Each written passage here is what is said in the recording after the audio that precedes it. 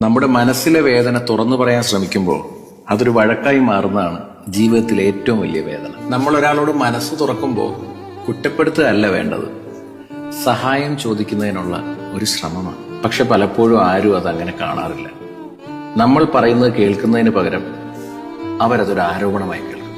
അപ്പോൾ നമ്മൾ പറഞ്ഞ വേദന അവർക്ക് മുന്നിലൊരു വഴക്കായിട്ട് മാറും അല്ലേ?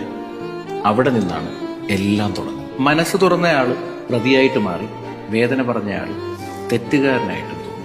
അപ്പോൾ നമ്മളൊരു കാര്യം പഠിക്കും, ചില വേദനകൾക്ക് ശബ്ദം കൊടുത്താൽ അത് മനസ്സിലാക്കപ്പെടില്ല. ചില കാര്യങ്ങൾ നമ്മൾ പറയാതെ തന്നെ അങ്ങ് സൂക്ഷിച്ചു വെക്കണം. കാരണം നമ്മുടെ വേദന കേൾക്കാൻ ചിലർക്ക് സമയം ഉണ്ടാവില്ല. പക്ഷെ നമ്മളെ കുറ്റപ്പെടുത്താനും തെറ്റുകാരനായി ചുമത്താനും അവർക്ക് ഒരുപാട് സമയമുണ്ടാവും. അതുകൊണ്ടാണ് ഒരു ഘട്ടത്തിന് ശേഷം പലരും മിണ്ടാതിരിക്കുന്നത്. അവർക്ക് വേദന ഇല്ലാഞ്ഞിട്ടൊന്നുമല്ല, പക്ഷെ ഒരു വേദന പറഞ്ഞാൽ പിന്നീട് വീണ്ടും ഒരു വേദനയാകുമെന്ന് അറിയാവുന്നതുകൊണ്ട്. ഒരാളുടെ മൗനം പലപ്പോഴും ശാന്തിയൊന്നുമല്ല, അത് നൂറുകണക്കിന് വാക്കുകളുടെ